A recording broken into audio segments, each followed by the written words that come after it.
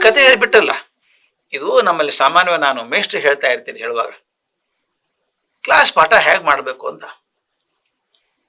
ಕೆಲವ್ರು ಹೇಗೆ ಮಾಡ್ತಾರಂದ್ರೆ ಕ್ಲಾಸ್ ಮುಗಿದ ತನಕ ಹುಡುಗರು ವಾಚ್ ನೋಡ್ಕೊತಿರ್ತಾವ, ಅಯ್ಯೋ ಇನ್ನ ಮುಗಿಲಿಲ್ಲಪ್ಪ ಕ್ಲಾಸ್, ಇದು ಯಾವಾಗ ಮುಗ್ದಿತ್ತೋ ಮರಯ, ಗಡಿಯಾರ ನೋಡೋದು ಮುಖ ನೋಡೋದು ಮಾಡ್ತಿರ್ತಾರೆ. ಕೆಲವ್ರು ಹೇಗೆ ಮಾಡ್ತಾರೆ ಅಂದ್ರೆ ಕಡೆಯ ಕ್ಷಣದಲ್ಲಿ ಕುತೂಹಲ ಇಟ್ಕೊಂಡಿರ್ತಾರೆ. ಹೇಗೆ ಕೂತು ಇಟ್ಕೊಂಡಿರ್ತಾರೆ ಅಂದ್ರೆ ಮುಂದೇನಾಗುತ್ತೆ ಅಂತ ಆಸೆ ಹುಟ್ಟಿಸ್ಬೇಕು. ಇದು ನಮ್ಮ ಪ್ರಕಾರ ಮೋಸ್ಟ್ ಇಂಟೆಲೆಕ್ಚುಯಲ್ ಕ್ಲಾಸ್, ಭಾಳ ಇಂಟೆಲೆಕ್ಚುಯಲ್ ಕ್ಲಾಸ್ ಹಂಗಿರ್ಬೇಕು.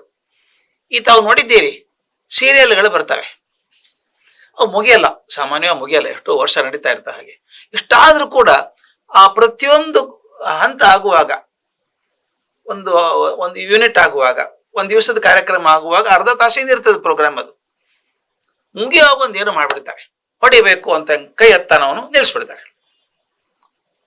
ಅವನು ಡೈರೆಕ್ಟರ್ ನಿದ್ದೆ ಮಾಡ್ತಾರೆ, ಆಕ್ಟರ್ ನಿದ್ದೆ ಮಾಡ್ತಾರೆ, ನೋಡೋರು ನಿದ್ದೆ ಮಾಡಲ್ಲ. ಹೊಡೆದ್ನೋ ಇಲ್ವೋ, ಏನಾಯ್ತು, ಮರುದಿವಸ ಮತ್ತೆ ಹಠ ಹಚ್ಚಿ ಕೂತ್ಕೋತಾರೆ.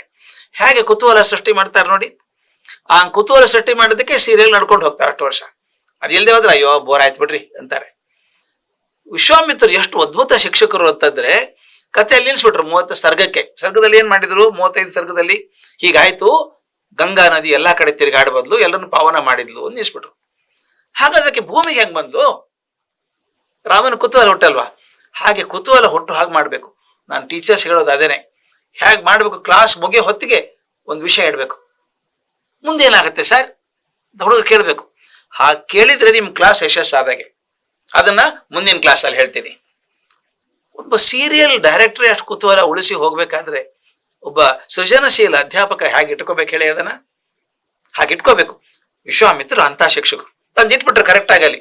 ಭೂಮಿ ಹೆಂಗ್ ಬಂದ್ಲು ಅದು ನಾಳೆ ಹೇಳ್ತೀವಿ. ಕೇಳ್ತಾನೋ ಹೇಗ್ ಬಂದ್ಲು, ದಯವಿಟ್ಟು ನನಗೆ ಆ ಪರ್ವತರಾಜ ಪುತ್ರಿ ಕಥೆಗಳನ್ನ ಹೇಳಬೇಕು. ಹಿಮವಂತನ ಹಿರಿ ಮಗಳು ಹೇಳಿದ್ರಲ್ಲ, ಆಕೆ 3 ಲೋಕದಲ್ಲಿ ಏನೇನ್ ಮಾಡಿದ್ಲು, ಹೇಗ್ ಮಾಡಿದ್ಲು, ತ್ರಿಪಥಗ ಅಂತ ಹೆಸರು ಬಂತು ಅಂತಂದಾಗ ಎಲ್ಲ ಹೇಳ್ತೀನಿ ಕೇಳು ಅಂತ ಹೇಳ್ತಾರೆ.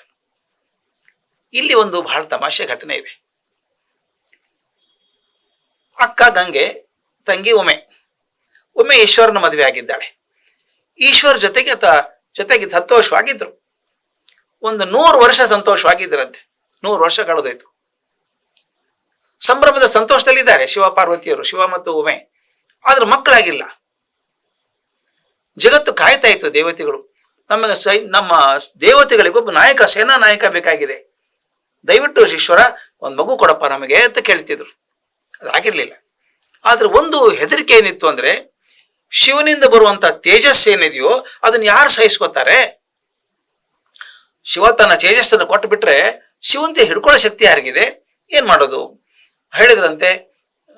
ಶಿವನ ಕಡೆ ಹೋದ್ರು ದೇವತೆಗಳೆಲ್ಲ, ಭಗವಂತ ನೀನೇನೋ ಲೋಕಹಿತಕ್ಕಾಗಿ ನಾವು ಮಗುವನ್ನು ಕೊಡ್ಬೇಕು ಅಂತ ತೀರ್ಮಾನ ಮಾಡ್ಕೊಂಡಿದ್ಯಾ, ನಿಮ್ಮ ಕಾಲಿಗೆ ಬಿದ್ದಿದ್ದೀವಪ್ಪ ನಾವು, ದಯವಿಟ್ಟು ಪ್ರಸನ್ನ.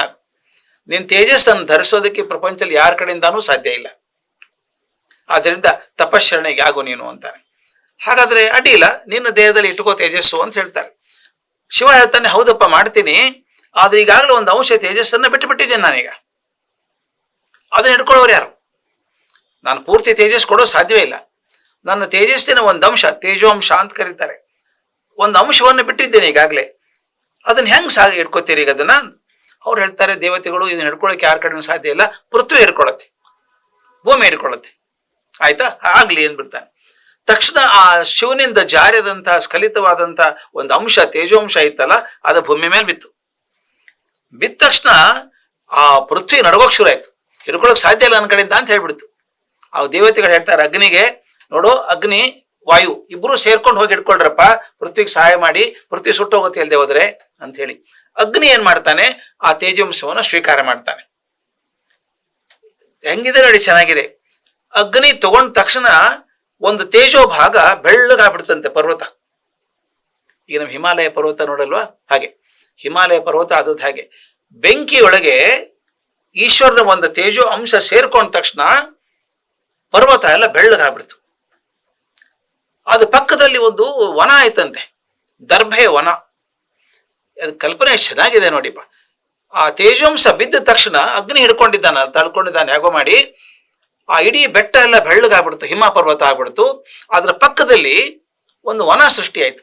ಇದ್ರ ವನ ದರ್ಭೆ ವನ. ದರ್ಬೆ ಅಂದ್ರೆ ಗೊತ್ತಲ್ಲ, ಕಡ್ಡಿ ಇರುತ್ತೆ, ಹುಲ್ಲಿನ ಕಡ್ಡಿ, ಬಿರ್ಸಾದ ಹುಡ್ಡಿನ ಕಡ್ಡಿ, ಅದಕ್ಕೆ ಶರವಣ ಅಂತ ಕರೀತಾರೆ. ಶರವಣ ಅಂದ್ರೆ ಇದು ದರ್ಭೆ ವನ. ಅದಾಗ್ಬಿಡ್ತು. ಅದ್ರೊಳಗೆ ಒಂದು ಶಿವನ ತೇಜವಂಶದ ಮಗು ಹುಟ್ಟುಬಿಡ್ತು. ಆ ಮಗು ಶರವಣದಲ್ಲಿ ಹುಟ್ಟಿರೋದ್ರಿಂದ ಮತ್ತೆ ಬೆಂಕಿ ಇರ್ಕೊಂಡಿರೋದ್ರಿಂದ ಅಗ್ನಿ ಸಂಭವ ಅಂತ ಕರೆದ್ರು. ಅಗ್ನಿ ಸಂಭವ ಅಂತ ಕರೆದ್ರು. ದೇವತೆಗಳು ಸುಪ್ರೀತರಾದ್ರು, ಅಂತ ಮಗು ಸಿಕ್ತು ನಮಗೆ ಶರವಣದಲ್ಲಿ ಅಂತ ಹೇಳಿ ಮಹೇಶ್ವರನ ಸ್ತೋತ್ರ ಮಾಡಿದ್ರು.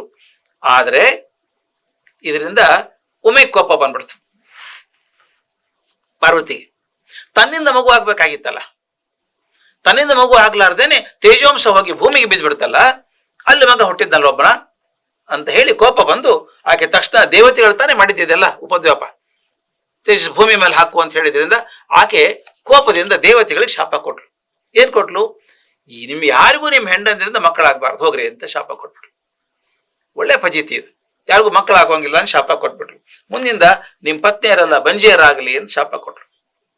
ಭೂದೇವಿ ಕಡೆ ತಿರುಗಿದ್ಲು, ನೀ ಯಾಕೆ ತಗೊಂಡೆ ತೇಜವಂಶ ಅದನ, ನನ್ನ ಮಗು ಆಗ್ಬೇಕಾದ್ರೆ ನೀನ್ ಯಾಕೆ ತಗೊಂಡೆ ಅಂತ ಹೇಳಿ, ಆದ್ರಿಂದ ನೀನು ಬೇರೆ ಬೇರೆ ರೂಪವಾಗಿ ಸಾವಿರಾರು ಜನರಿಗೆ ಹೆಂಡತಿಯಾಗಿ ಹೋಗು, ನೀನು ಸಾವಿರಾರು ಜನರಿಗೆ ಹೆಂಡತಿಯಾಗಿ ಹೋಗು, ನೀನು ದುರ್ಬುದ್ಧಿ ಇದೆ ನಿನಗೆ, ನನಗೆ ಮಗ ಹುಟ್ಟೋದು ನಿನಗೆ ಇಷ್ಟ ಆಗ್ಲಿಲ್ಲ ಅನ್ಸುತ್ತೆ, ಅದಕ್ಕೆ ನಿನ್ ಮ್ಯಾಲ ಸಿಟ್ಟು ಬಂದಿದೆ, ನಿನಗೆ ಮಕ್ಕಳಿಂದ ಯಾವತ್ತೂ ಸಂತೋಷ ಸಿಗದೆ ಇರಲಿ. ಈ ಮಾತು ಗಮನಿಸ್ಬೇಕು ಸ್ವಾಮಿ, ನಿಮಗೆ ಮಕ್ಕಳಿಂದ ಯಾವತ್ತೂ ಸಂತೋಷ ಸಿಗದೆ ಇರಲಿ ಅಂತ ಉಮೆ ಶಾಪ ಕೊಟ್ಲು ಪೃಥ್ವಿಗೆ. ಕುಬ್ರ ಇಟ್ಟು ನೋಡಿ ಏನಾಯ್ತು ಅಂತ. ಪೃಥ್ವಿಗೆ ನಿನಗೆ ಸಾವಿರಾರು ಜನ ಗಂಡಂದ್ರಾಗ್ಲಿ ಅಂತ ಶಾಪ ಕೊಟ್ಲು. ಏನ್ ಹಿಂಗಂದ್ರೆ, ಇವತ್ತಿಗೂ ಕೂಡ ರಾಜ ಅವನು ರಾಜ ಒಂದು ಯಾವುದೋ ಒಂದು ಜಾಗಕ್ಕೆ ತನ್ನ ಸಂಸ್ಥಾನಕ್ಕೋ ರಾಜ್ಯಕ್ಕೋ ದೇಶಕ್ಕೋ ಒಡೆಯ ಅಂತ ಇರ್ತಿದ್ದ, ಚಕ್ರವರ್ತಿ ಅಂತ ಇರ್ತಿದ್ದ.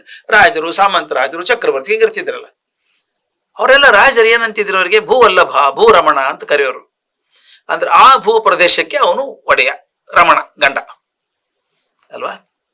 ನಾವು ಈಗ ಪತಿ ಅಂತ ಕರಿತೀವಿ, ಒಬ್ಬ ರಾಷ್ಟ್ರಕ್ಕೆ ಒಬ್ಬ ಪತಿ ಅಂತ ಕರಿತೇವೆ. ಪತಿ ಅಂದ್ರೆ ನೇತಾರ ಅಂತ ಆಗ್ತದೆ, ಯಜಮಾನ ಅಂತ ಆಗ್ತದೆ. ಅಂದ್ರೆ ಭೂಮಿಗೆ ಎಷ್ಟು ರಾಷ್ಟ್ರಗಳಿದ್ದಾವೋ ಅಷ್ಟು ಜನ ರಾಷ್ಟ್ರಪತಿಗಳಿದ್ದಾರೋ ಅಲ್ವಾ. ಪ್ರತಿಯೊಂದು ರಾಜ್ಯಕ್ಕೊಬ್ಬರು ಅಧಿಪತಿಗಳು ಇರ್ತಾರೆ, ಒಂದು ಜಿಲ್ಲೆಗೊಬ್ಬ ಅಧಿಪತಿ ಇರ್ತಾನೆ, ತಾಲೂಕಿಗೊಬ್ಬ ಇರ್ತಾನೆ, ಪಂಚಾಯತಿಗೊಬ್ಬ ಇರ್ತಾನೆ. ಅದಕ್ಕೆ ಅವತ್ತು ಉಮೆ ಕೊಟ್ಟಂತ ಶಾಪ ಪೃಥ್ವಿಗೆ ಹೇಳಿದ್ದು, ನಿನಗೆ ಸಾವಿರಾರು ಜನ ಗಂಡಂದ್ರಾಗ್ಲಿ ಅಂತ ಶಾಪ ಕೊಟ್ಟದ್ದು ಹಾಗೆ. ಮತ್ತೆ ಇನ್ನೊಂದು ಮಾತು, ನಿನಗೆ ಎಂದಿಗೂ ನಿನ್ನ ಮಕ್ಕಳಿಂದ ಸುಖ ಸಿಗದೆ ಇರಲಿ ಅಂತ. ಎಷ್ಟು ಚಂದದ ಮಾತು, ಶಾಪ ಇವತ್ತಿಗೆ ಕಾಣ್ತಾ ಇದೆ ಕಣ್ಣಿಗೆ ನಮಗೆ. ನಾವು ಭೂಮಿಯನ್ನು ಎಷ್ಟು ಹಾಳು ಮಾಡ್ತಾ ಇದ್ದೀವಲ್ಲ. ಮಕ್ಕಳು ತಾನೇ ನಾವು ಭೂಮಿ ತಾಯಿ ಮಕ್ಕಳಲ್ವಾ ನಾವೆಲ್ಲಾನು. ಮಕ್ಕಳು ಏನ್ ಮಾಡ್ತಿದೀವಿ ನಾವು? ಸುಖ ಏನಾದ್ರು ಕೊಟ್ಟಿದ್ದೀವ ಭೂಮಿಗೆ? ಕಾಡು ಕಡದು ಮಾಡ್ತಾ ಇದ್ದೇವಿ, ಸಮುದ್ರ ತಳಕ್ ಹೋಗ್ತಾ ಇದ್ದೇವಿ, ಹಿಮ ಕರಗಿಸ್ತಾ ಇದ್ದೀವಿ. ಒಂದು ಬಿಟ್ಟಿಲ್ಲಲ್ಲಪ್ಪ ನಾವು ಐಸ್ಬರ್ಗ್ ಕರಗಿಸ್ತಾ ಇದ್ದೀವಿ, ಐಸ್ ಗುಡ್ಡೆ ಕರಗಿ ಹೋಗ್ತಾ ಇದೆ, ಆಗ್ತಿರೋದು ಗೊತ್ತಿಲ್ಲ ನಮಗೆ.